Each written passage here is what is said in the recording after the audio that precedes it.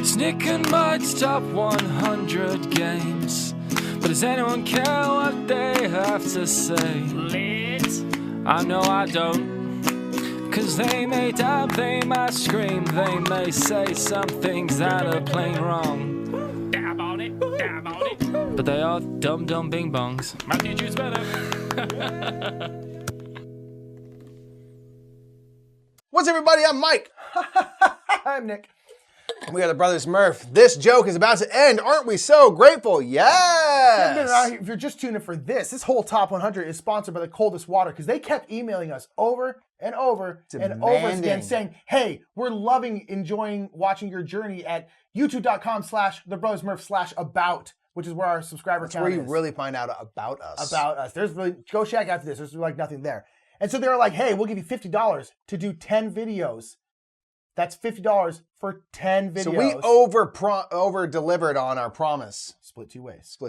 We're getting all this for 25 bones. Sponsored by Coldest Water. Check the Coldest Water in the description below. Or don't. We don't really care. Do it. In the meantime, we're going to get to our top 10 games of all time. Heck yeah, it's about time we get it. We've talked about so many games, but there are 10 that are better than all those games we talked about before. There's probably going to be a lot of crossover in this list. There's probably going to be a lot of crossover. We are officially in crossover territory, so hey. We like a lot of the same games, which is great. Like, people are like, oh, they like so many of the same games. It's like, yeah, but I'm happy about that because it means we like to play a lot of this stuff. Yeah, it works out. So we will get right into it with our top 10, starting with Nick right now. 10! My number 10, the roll and write version of this showed up on my list quite a while ago, but nonetheless, this is Rajas of the Ganges. This is a game that I think for both of us, I'm assuming for both of us, has just kind of climbed. It's so good. It's just so good. Yeah. It is a dice game, dice worker placement game. Dice is kind of your currency, essentially. Yeah. Where your worker placement, you're going out and you're spending dice, and you need certain pip values and certain color dice to go. Also, the dice are just max chunk. They are really max chunk. Translucent kind of vibe. Yeah. They're really nice. Really gorgeous game too. The art is wonderful. But it's just you're trying to do a couple different things. You're trying to get goods. You're basically trying to build out your province. Your province will give you nice buildings, which will give you fame because you have famous architects. They'll also give you markets, which will give you goods. And then you can go to this other place and sell goods at those markets, which is going to give you money. And basically you have a fame track and a money track. And the game will end once someone crosses those two tracks. It's up to you how you want to get them there. Yeah, you finish out that round, then whoever crosses them the farthest actually wins the game. So it's actually a racing game, and it's cool because you can go like super heavy money and meet fame over here, or you can go super heavy fame and meet money over here, and both are pretty viable. And it's a really fun way to kind of try and do it. And there's been two like little mini expansions that have a lot of little mini modules to it, which are super fun because they just add like a little bit of stuff. And this game just charms us. I can speak for me. I'm guessing it's gonna show up here too. It's just charming. It's fun. It's gorgeous. I love the back and forth, like what do I do? It's tough. I just love it. Rajas of the Ganges is great. It's wonderful. Fantastic, mon frere. My number 10 is my favorite roll and write, flip and fill.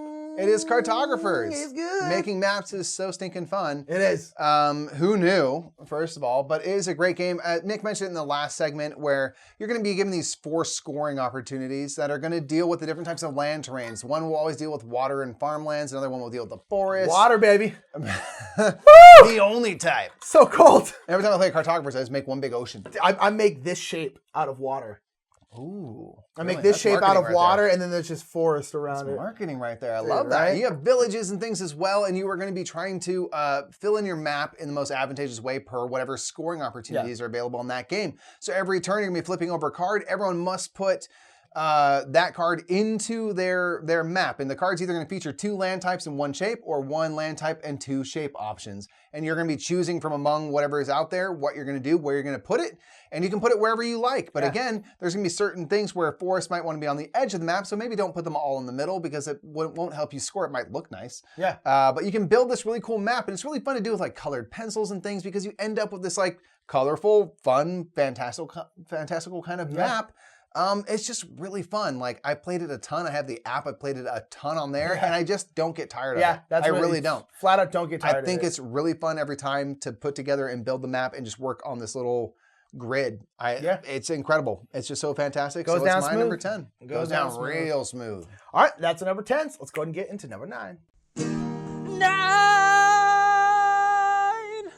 My number 9 is a little bitty game called Teotihuacan. Very small game. Micro game, really. Micro game, really. Get right down to it. Teotihuacan by Board and Dice is just, this is a game kind of like, you talk about cartographers, it's like we've played it a bunch. And every single time I'm like, yeah, I want to play it again. I always like at any given time when we're trying to figure out a game to play, I'm always down to play Teotihuacan. Which you can probably say for any of the games in my top 10, but Teotihuacan, I'm always like, always on the table. I'm down. It's always like, It's a game, kind of a rondelle game where you have dice. The dice are your workers, and you can move them 1 to 3 spaces around the board, and you're going to land on these different depots, different action spaces, which are going to give you resources, allow you to build the pyramid at Teotihuacan, allow you to build houses for like the dead and stuff like that, all this different kind of stuff. And it's just, you're just going around and around and around and moving your dice. And the thing I love about the game is like this like hard balance between, if you have more of your dice at an action space when you do it, you get to do a more powerful version of that action. Yeah. But then all your dice are clumped together, which is bad. But you want them clumped together because you get to do more powerful stuff, which is really good. So it's this constant balance of trying to keep your stuff spread out, but also kind of trying to not keep them spread out. So it's a really fun balance that I find to be like, the mechanics of it are pretty easy to get. But that part of how they all work together and how to work that balance is pretty difficult, and I really enjoy it. We also have the expansion, which adds even more stuff to it, which is really great. Some variable player powers, which I just love. Always give us variable player powers. It's just wonderful. I love Teotihuacan. It's just great. I love it so much, and I'm always down to play it. That's my number 9. Nicely done. My number 9 is Baseball Highlights 2045, which is a 2-player deck building game. Where you are going to be playing a series of games of baseball that's set in the future with robots and cyborgs and stuff. And as Nick mentioned, I just love that it's a back and forth kind of game where you are going to be playing a card to react to what your opponent has just played, what kind of offense they're threatening if they are. You're going to try to react to that and cancel and negate some of that while also threatening your own offense. So it becomes this like, this war of like, how much offense am I willing to let him get away with? Yeah. Because it's going to set me up to play my cards when I need to play them. Do I take a calculated risk? Do I just play defense? I don't worry so much about my offense because I can shut down everything he does and score just enough runs to win the game. That's great for me too. And then every game after you play, you can recruit new cards, and then you'll send a card from your deck down to the minors, so you only ever have 15 cards, and your deck doesn't become bigger, it just becomes better. Yeah. Which is really fantastic, and it simulates a game of baseball really well, where people are threatening doubles and home runs and making great catches and stuff like that. And the theme and world is really interesting. So Baseball Highlights 2045 is just so good. Yeah, I love it so much. Incredible. It's my number 9. Yeah, number 9. All right, cool. We cruising. Let's go and get number 8. Ooh. My number 8 was on Mike's list a while ago, and this is still just one of my favorite games, and that is The Networks by Gil Hova.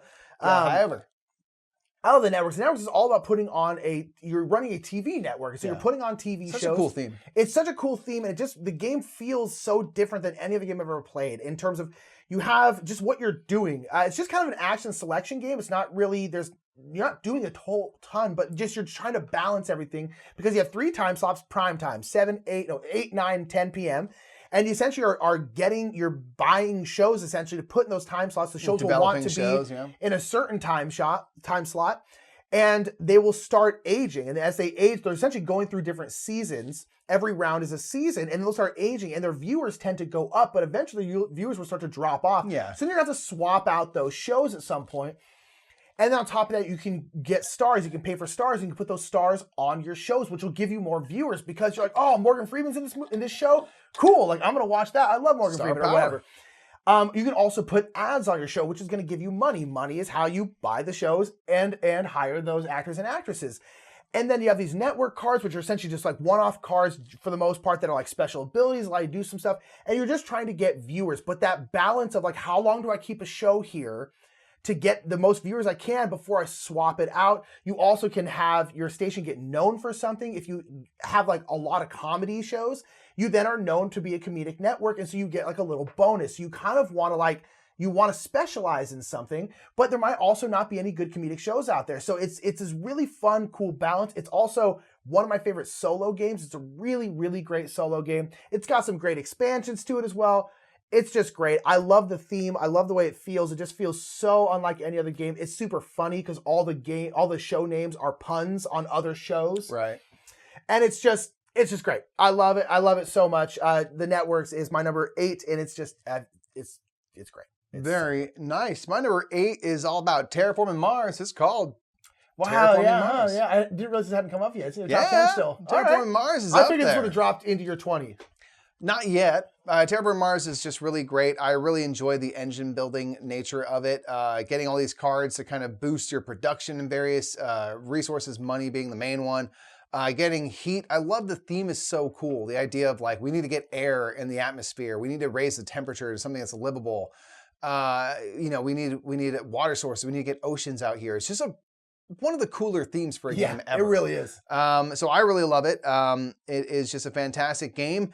As Nick talked about, like it has suffered from some bloat issues, but we could and maybe will someday get rid of some of the expansions or just separate the cards out and only add them in when we really want to play with them all. Yeah. But for my money, play base game and Prelude at the very least. Prelude is necessity. Yeah, and it's just great. And like it's just so cool. Like it's just one of the coolest games ever.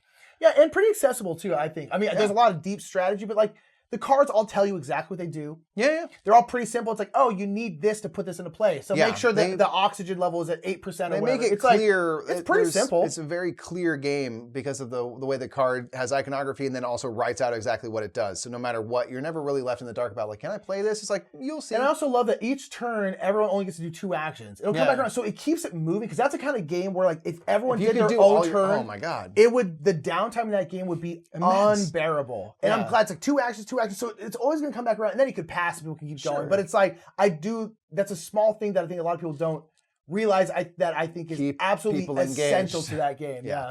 100%. So that is my favorite, Terraforming Mars. All right. It's all about transforming. My number, going on to our number 7. I was just thinking right now, I was like, do you think is there any game in our top 10s that's not on the other person's list anywhere? I don't think so. I have one. Really? Yep.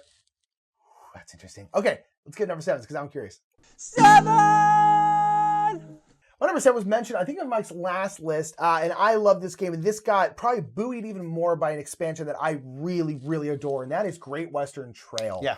Great Western Trail is a game, very, very, very popular game that most people know of. People have heard of it. People have heard of it. But basically, you're running cattle up to Kansas City.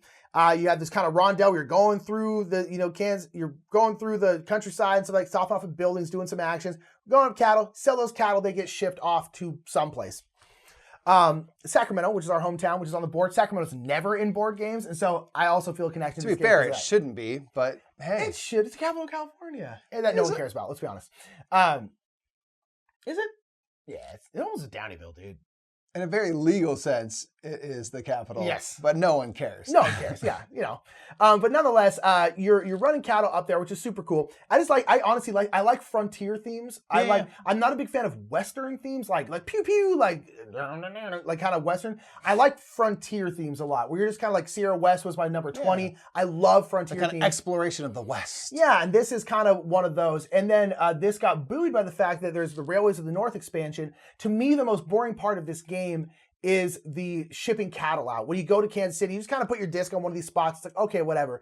But now with the Railroads of the North, it essentially extends that whole part, the whole top of the board that has where you can put all your stuff. And that, to me, I'm like, oh, this is great. Because this is my least favorite part of the game. And then they extended that part to make it even better, in my opinion. And so I'm like, 2 snaps up. I'm here. I love Great Western Trail. It's great. Number 7. So my number 7 is the one that is not going to be on Nick's list at all because it's Through the Ages. Oh, yeah, I know. 3 Ages is a fantastic Civ game. It's amazing. Yeah. One of the best games ever. I love it. It's great. It is a game where you are running a civilization. And it's a multi-engine building game where you are going to be playing. Too much. No, it's perfectly perfect. I'll play Civ 6. You could do. That's my version of this game. You could do. So in this game, you're going to be doing like a Civ 6. You're going to be building up production. You're going to be building up culture, which is your points. Ultimately, you're going to be building up science to develop technologies, and you need to track people's happiness and stuff. There's a lot going on. There's a lot to track. But it's just so fun because you're kind of building up engines in various different ways. You're working on a military. You can go to war with people and take them down and mess with their stuff, destroy their wonders and a whole bunch of stuff. You can build wonders of the world. And I just love the game for the challenge of it all, where you can get different leaders as you move through time, which will give you perks and bonuses. You can work on building those wonders, which will give you perks and bonuses. And then at some point, you're going to get a lot of production, and you need to start shifting your focus to getting more culture-based things, because that's ultimately your points. Yeah. So I love the idea that early on, you just want stuff that helps you make and get more things. Yeah. And then you need to find a way to make those things make you points. Yeah. And so there's just a lot to go. And there's just basically every little area, production, science, culture, they're all little engines within themselves to make this bigger engine of your Civ. And it's just, it's so good. Yeah, you love this game. It's so good. The expansion is great. The Leaders and Wonders brings awesome new leaders and new wonders that are definitely more interesting than the base games. And I love it this much, and I have never played it physically, and I don't care to ever do it. Yep. Because the app is great. Play it in the app, because it is a big game with a lot of bookkeeping and stuff. So just play the app. Play in the app. It's great. I'll never play this game physically. I absolutely refuse. So you gotta get food and stuff, and tracking that's hard. Yep. Nope. Play the app. It's great. So good through the ages. Alrighty, that's our number 7. So let's get number 6. I bet if you haven't enjoyed the numbers the whole way through, you found it really annoying, and for that I apologize. 6. I mean, some people are going to find this very aggravating. My number 6. I'm late. It's Suburbia. Bam! Is your mind blown right now? Probably shouldn't be. He always said he liked it. Yeah, I love. That's not news. Suburbia's my number 6. I love it. I love it. Love it. Love it. This was one of the first modern hobby board games. A quick, I guess. So we start off with Pandemic as our first hobby board game we ever played. Before I moved to LA, like over about 9.5 years ago, and so before we kind of got our own collection going, which was at that point was just Pandemic, Catan, and Zombicide, our cousin Sarah and her fiance at the time played board games, and so I played 2 games and 2 hobby board games with them. One I didn't enjoy, one I liked a lot. One was Dominant Species, way too heavy for your first modern board game. Yeah. The other one was Suburbia. I played Suburbia with them, and I was just like, what is this? This is so, and when you talk about it, I was so enamored with the theme. I like the theme. I like the way it looks. I know no one else does. I like it. It's cool. But just the adjacency is like, oh yeah, it makes sense. You don't want to put an airport next to a residential building. Oh yeah, you're right. Putting a graveyard next to a residential building is also kind of weird, because that might bum people out. Oh yeah, you want a movie theater next to it. It just makes sense. And I was like, that's so cool. Like, of course, like you would put that next to that. You put a freeway next to an office building. That makes sense because you need to get to work. And I was just so like, this is so cool. This is so cool. And I was just like so enamored with it. And I do think that was also one of the things that pushed me, because you weren't playing with me, but pushed me into board games, was that like, this is so much more than I ever thought board games could be. And then we eventually got it, and to this, it's still my top 10. I love Suburbia. We eventually got the collector's edition. I love the collector's edition. We never get collector's editions. We got it for that one because we freaking love Suburbia. And now looks even cooler. It looks even nicer. It's got all the expansions in it. It's just great. If you like city building games, if you like tile laying games where adjacency really matters, give Suburbia a try. I absolutely love it. It's just every single time I love playing it and then looking up and just seeing how everyone's cities have just been built in all these weird ways. And it just, I don't know. I love it. I always have. I think I always will. It's still my top 10. It's great. Never apologize. Never, not for Suburbia. My number 6 was, you were hinting that you might show up later. For me, it's Grand Austria Hotel. Yeah. Oh yeah. Yeah, this is my number 11. Yeah. You're setting up a hotel, hoping to bring guests in. What way to keep people happy? Through their stomachs. You're trying to feed them food and drink that they like. It uses the snake draft system and these dice, which are going to be the types of actions that are available. Whatever dice you roll, they will go into those different columns, 1 through 6. And then on your turn, you're going to choose one of the dice and then do the action that is associated with that. And the more dice in that column, the better that action will be, the more powerful it'll be. If you're doing 1 and 2, you can get cake and strudel, and then coffee and wine, and the more dice there, the more of those things you get. The 3 deals with the Emperor track, because the Emperor's coming and checking up on your hotel, because there's not much going on back in those days. So the Emperor comes and checks out hotels. Hey. And stuff like that. You can get money, you can hire staff, which give you all sorts of benefits and things like that.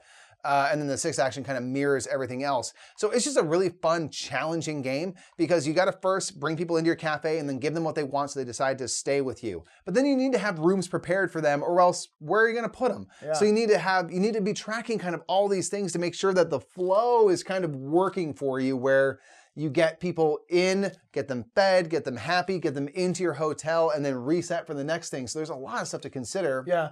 Which is why we like playing it at 2-player. Yeah. Because it's quick. It just keeps it moving fast, and because you don't know what the dice are going to be, and you certainly don't know if Nick's going to take the dice that I was hoping for, and now you have to change your attack a lot. So the 2-playerness keeps the time down on that game. But I love Grand Austria Hotel. It's a game that I enjoy the fact that I would describe it as brutal. It's tough. Yes. It's hard. Very difficult. But I enjoy that. I mean, that's how good the game is. I'm almost like, I will happily take that because it's just enjoyable. Yeah. Yeah. Fair. It's my number 6. All righty. Let's go ahead and get into our number 5s. Top 5, everybody. Get after it. Woo! Get wrecked. 5. My number 5 is we were big Uwe Rosenberg fans. My favorite Uwe Rosenberg game, and that is A Feast for Odin. False. Big ol'. Wrong. Mike likes it more It's than not in the right place. I love Feast for Odin. It's offensively low. It's still my top 5. It was number 3 for me last time we did this, I think. It's just still that good. I love it that much. It's a big, giant game. There's like 60 different worker placement spots to go to. But it just works, and all of them are pretty self-explanatory. You go here, you get some fish. You go here, you turn wheat into this. It's thing into that thing. And you can get islands. There's all these. What I like about it, and we've talked about this many times. We talked about Feast for Odin. It's like, I like the exploration. Being like, you know what? This time I'm just going to do this and just see if it works. And I enjoy games where I get to explore in that capacity. And then there's the Norwegians expansion made it even better, made it even cooler, and I love it. We also printed, there'll be a card up here, we printed out a new insert for it, for a sketch that now everything's organized really well, so it's super easy to play. It's just like, so much better now. I love Feast for Odin. We'll talk about it again in a little bit, but I love Feast for Odin. It's my number 5. It's so good. My number 5 is a cooperative deck building, or rather a trick-taking game that you mentioned called The Crew. Wow, I love The Crew because I really enjoy trick-taking. Prior to playing board games and stuff, I played spades a lot and didn't even realize. You know what's cold like space? The coldest water. Coldest water. You think the coldest water could survive in space? Yeah, easily. Space would get cold. Could I stuff myself in there and go to the moon? Yes. Good to know. Yeah. So The Crew is another way to go to the moon or beyond. You can go all the way to Pluto. And this is a trick-taking game where you're going to be given a certain mission. So it's cooperative trick-taking in that, like, Nick needs to take the pink 4. So we need to collectively play cards in such a way that Nick gets to take that card. He wins that trick, collects those cards, gets the pink 4. And the challenges just increase from there, where you'll have a certain amount of tasks you need to do, but now you need to do them in a certain order. So Nick has to do his first, then Paula has to do hers, and then I have to do mine, then Matthew specifically. And the cards that you get might not be easy to take because based on what cards you have, if I have a blue 9 and it needs to go to somebody else, 9 is the highest card. It's like, well, that's going to be hard to do because I need to make sure I play a high card and do not win with that card. So I need to somehow secretively play off suit. So people need to figure out that I don't have a certain suit so I can play off. So it's all about that subliminal communication that happens in trick-taking games. Yeah. So I really love The Crew. I think it's so incredible. So fun. Yeah. I love it. It's just trick-taking at its most best. played game of the year for sure. Yeah, because it just, you can get really smart with trick-taking. And this game rewards you and encourages you to be as smart as you can, and it's to the benefit of everyone, which is really nice. It's not to stick it to somebody, which I really appreciate. So The Crew is my number 5. I love it. So good. It's great. Crew's great. It's just a deck of just some cards in a box. Pretty great. Amen. Yeah, it's wonderful. All right, number 5 is again number 4. 4, are you excited? Alrighty, my number 4 was much, much lower on Mike's list, but that is Dungeon Pets. This is a game that we've had for a long time. Forever. Thematic worker placement. Pretty good stuff. I'm going to tell you right now, thematic worker placement is going to show up. It's going to take you all the way home? Not quite, but pretty darn close. Okay, cool. Thematic worker placement is the way to my heart. It really, really is. And this game does it better than damn near any other game. This is a game where you are running a monster pet store, where you're running a pet store that sells, you're raising and taking care of monster pets, and there's dungeon lords that are going to come to town, and they're going to want monster pets because they're big scary dungeon lords and they want big crazy pets. Yeah. And you have to take care of these pets. They're gonna have a certain amount of needs. The older the pets are, the more needs they're gonna have. You need to feed them. You need to protect them. Put them in and make sure the cage that they're in can hold them. If they're really magical pets, you need to make sure you have a barrier around that they can take their magic.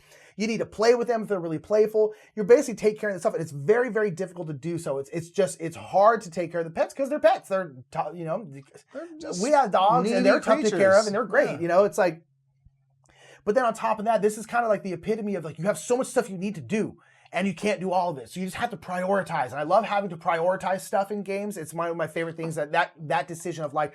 I need to do all this. What order do I do them in? How do I prioritize this? I love that in board games, and this game is very much that. And it's just the thematic integration of this game is full through. I mean, it is 100% through. Everything you're doing makes sense for the theme. It is threaded through. It just works, and I love it. I love the theme. It's a cool game that also like gets buoyed by the theme, where it's like it's a pretty heavy game, and you can get kind of like but then you're like but like look at this this pet's pooping all over the place. That's funny. And it kind of just keeps you going, that light theme. Yeah. Looks great. It's just wonderful. I love Dungeon Pets. I've talked about it a billion times. It's in my top 5 still. We've had this game for years. Man. I love it. Very cool. My number 4 was your number 10. It is Rajas of the Ganges, which is all the things Nick said. It's super cool. I just love the idea of getting these tiles to build out. We like tile laying. Yep. You have to build out this kind of pathway to get to these bonuses, give you markets to sell from, give you buildings, which make you famous for your architecture and things. And it's just this great balance of you have your workers, then you have your dice, which are sort of your currency, and trading, getting the right dice to the right places, making use of your high value dice for certain things, using your low value dice for other things. To make use of all these actions. There's just all these great actions to do, and they all can be really beneficial. So something I really enjoy about the game is that you can do a pretty hearty mix of things to all kind of get you to victory however you like. There's not like one path. Yeah. Not necessarily, and I really appreciate Rajas, and especially those little goodie boxes. It's just fun little things to explore while being fairly bite-sized. So yeah, Rajas is my number 4. Yeah, great. Love it. Freaking love So Rajas. good. Mike hates the dice game, though. That's why he kept it off his list completely. So 4.5 is the Dice Charmers, and 4.75 is Zolkin, which I still haven't forgotten about, even though I did forget about it. Where do you think, if you had to take a quick guess on Zolkin, Mike forgot to put Zolkin. Zolkin would be somewhere in the top 20. Probably, yeah, for you. Yeah. I'd say so, yeah. Okay. So that is our number 4s. Dungeon Pets and Rajas, great games. Dramatic worker placement, love it. On to number 3. 3! Do we have the same number 3? I think we do. Same number 3. 1, 2, 3. Empires of the North. Yeah. Okay. Empires of the North is our double 3. That was not planned, but it's so. That's awesome.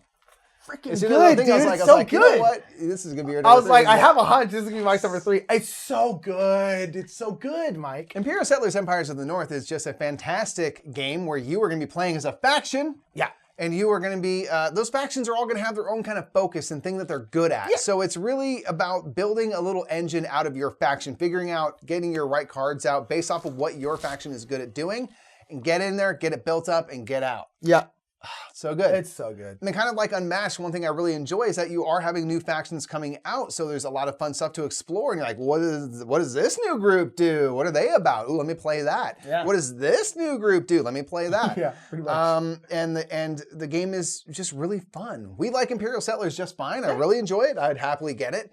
But Empires of the North kind of takes Imperial Settlers and just goes, let's focus only on the faction-specific stuff. I like that. Just being like, nope, this is my faction. I only have these cards. We don't have any like generic common cards. No, this is my faction. This is what they do. Let me see if I can make it work with this. I like that a lot. Yeah, get those point kind of engines going, and at the end of the game, you get points for all of the cards in your empire and leftover goodies and stuff. Do some things, and it's just. Yeah. Super fantastic kind of card placement, tableau building, engine building game. We actually did a playthrough for it. You can see on a card up here. If you want to see us play, it's we both love it so much. What everything Mike said is true. I love it. I love exploring new factions. We don't play it so much that like I'm like, oh, I've played this faction. I know it's just really fun about it. It's just so great. I love it so much. Every time I play it, I'm like, oh man, that's so good. Yeah, it's really good. It's really solid. Good. So that's our number 3. Let's get into your number 2. 2, well, this nightmare never end. My number 2 was criminally low on Mike's list. I feel bad about it. I feel bad about it because it is quite good. Thematic worker placement. This is the Prodigals Club. The Prodigals Club is a CGE game where you are basically trying to be the biggest D-bag in the whole world. You are trying to lose all your money. Yep. You are trying to lose all your friends, and you're trying to lose an election. Absolutely. This is a spiritual sequel to the game Last Will. If you've played that game, you're trying to lose all your money. This one you're trying to lose all your money plus other stuff, and we both like this more than Last Will. But this is a game that is hard, and this is kind of like Dungeon Pitcher said. This is buoyed by a light theme because you are that's tough, man. Struggling in this game to get everything done because this game, like a lot of games we like, you have those 3 tracks: trying to lose election, lose friends, lose your money. Whatever one is your highest of those scores, that's your score for the game. But in this game, high scores are bad. You want to have low as 0 money. You want to have 0 friends and 0 election. So if you have 0, 0, and 20, your score is 20. And that's bad. No. You need them to all be as equal as possible. And that's really hard. And so you get like, I need water. Oh, God. Take a sip of this water. But then you go like, oh, but now I'm going to go to a restaurant and be super like, and piss people off, and I'm going to lose a bunch of friends. And that theme kind of goes like, oh, okay. And because it is really fun. Yeah, it keeps you going because you're like, oh, I'm going to buy this horse for a lot of money and then sell it over here for no money. And that's just so silly and fun that it just keeps you going in this game, even though it's really hard because the game is not very long. It's only 5 rounds to get all this stuff done, and it's tough.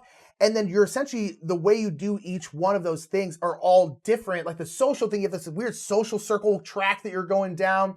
It's just very, very fun. I absolutely love it. And when we were doing our list, it just kept climbing. I was like, man, I like this. This game, I think, could make a push for 1. I like it that much. Especially if this game had a solo version, I think it'd be number 1. Ooh. If this game had a solo version, and if there is a solo version, please let me know. It might be my number 1. I like it that much. It hasn't taken number 1, but I love Prodigals Club so much. It is really awesome. It's incredible. It's so good. It's really good. My number 2.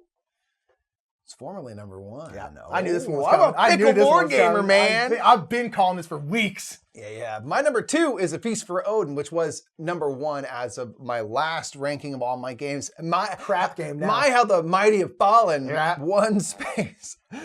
Feast for Odin is fantastic. Nick just talked about it. It's a humongous worker placement game. Uwe's shining achievement, crowning achievement.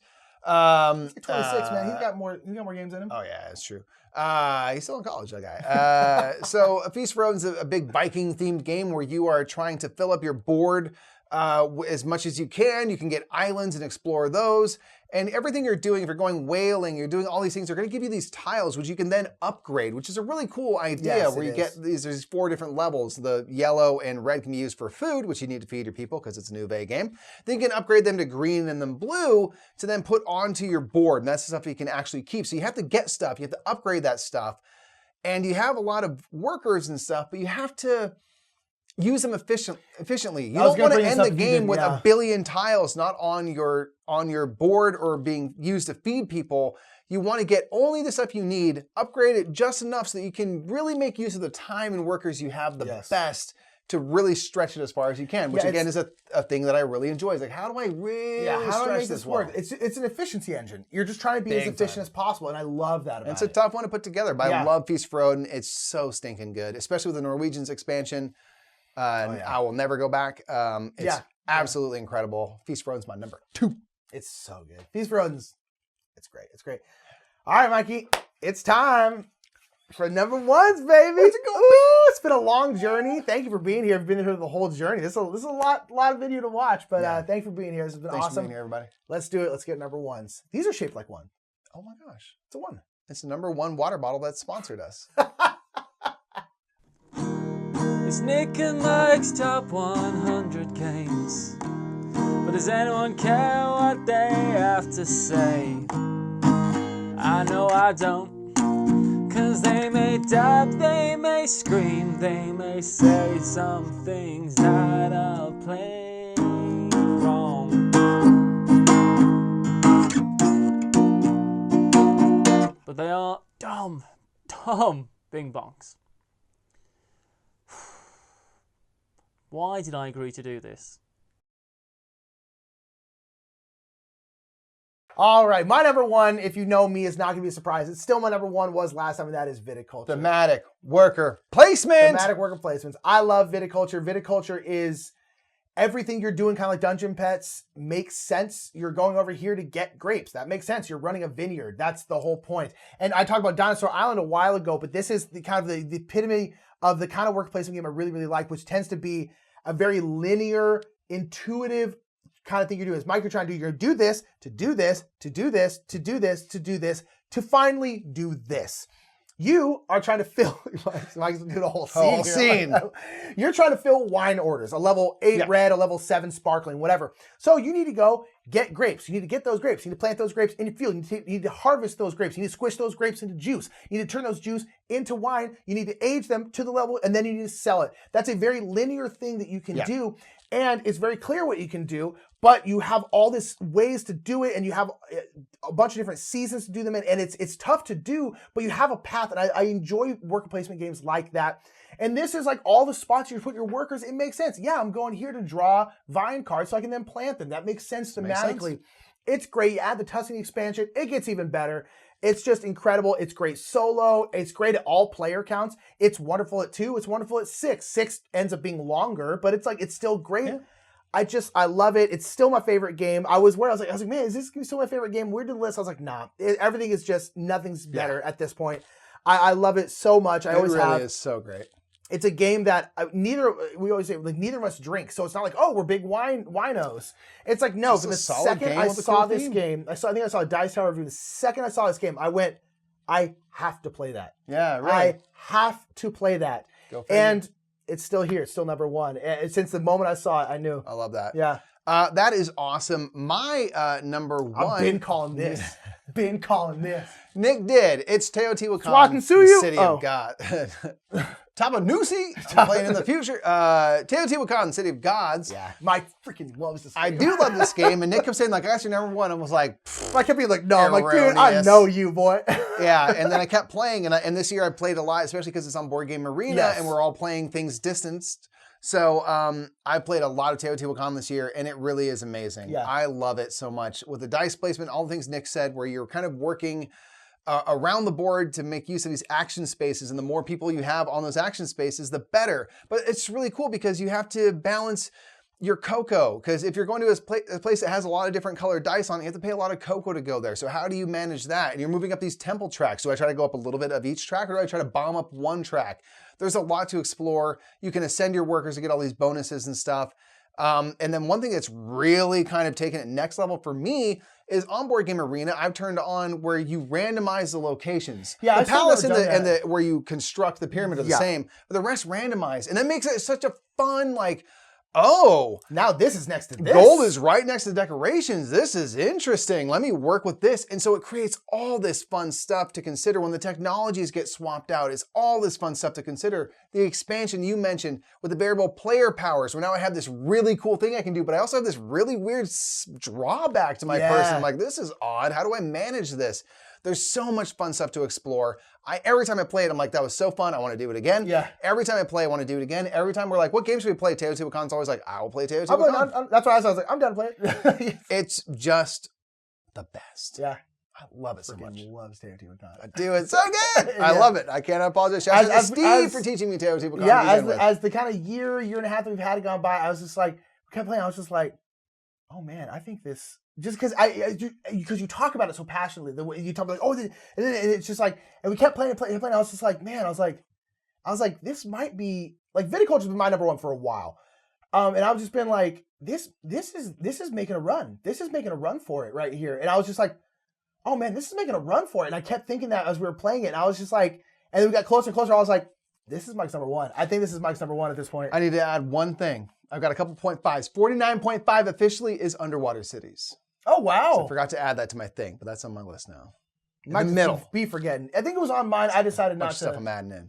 Yeah. I think, or maybe I just didn't make it and I changed my mind. Who knows? Point is, that's our list, everybody, with a couple added in things. That's the Mike, you know what's the best part about this list? We don't have to talk about this anymore. Thank goodness. Cold as water. We'll see if we get paid for these, but it was a fun joke. We hope you appreciated it. But, you know, the 10-hour joke's over because now it's just back to regular old Murphs. Unbuyable, unbiased Smurfs. Still bought by Restoration Games. Oh yeah, well you got to do that. Thank you to our sponsor, Restoration Games, as always, for supporting this channel. We really appreciate you. Thank you to all of our patrons for supporting really us. By the real heroes as the patrons and stuff. We really appreciate you supporting our brand of silliness. It really means a lot. Let us know what you think of our top 10 games. Do you agree? Are our tastes anywhere near yours? Let us know in the comments below. If you've been tracking our top 100 and giving us your rankings as well, please give us your top 10 games of all time. Everybody down there. Put your top 10 favorite games of all time in the comments below. We want to see how your tastes compare to ours. And that has been it, man. Thank you so much for joining us. We really appreciate. Yeah, if you enjoyed this, please subscribe to us. Please, we really appreciate it. That does help quite a bit. Yes. Give us a thumbs up. All that stuff helps us out with the YouTube algorithm, all that kind of stuff. And yeah, just thanks for sticking around. If you stuck around the whole thing, it's a lot of videos. It's a few. I mean, it's like you're looking at like 8 hours of content, probably minimum. We haven't edited these yet, but like it's gonna be a lot. Yeah, and if you haven't checked out our marathon video, we in the middle of all these coming out, we're in the middle of our big marathon. We try to play all of our games in 1 week. So check out that video. It came out earlier this week. See how we did. Did we complete it? We don't know because we haven't done it yet. No idea. So thank you all so much for being here. It means a lot to us that y'all watch our stuff. So yeah, I think that's gonna be it, man. All right, thank you so much for joining us for our top 100 games. We'll probably do this again in 2 years' time. That's when we usually do it. Yeah. So we'll see if our tastes are completely different, because from this one to the last one, pretty different. There's a lot. Yeah, sometime soon in the next couple weeks, we'll probably do a comparison by the numbers video. So thank you again. I have been Mike. I'm Nick. We are the Brothers Smurf, and we will see you in the next video. Thank you so much for joining us for that marathon. Woo! If you didn't watch all 10, go over here to click to one of the other videos from this series. And like we said, we played all 200 games of ours in a week, maybe, or we tried to. So you can watch a video right here that talks about the attempt of playing all the games you own in 1 week. We'll see how we did. I think we crushed it. We have no idea. I think we did it easily. Also, make sure to subscribe while you're here. Do that. Bye, everybody.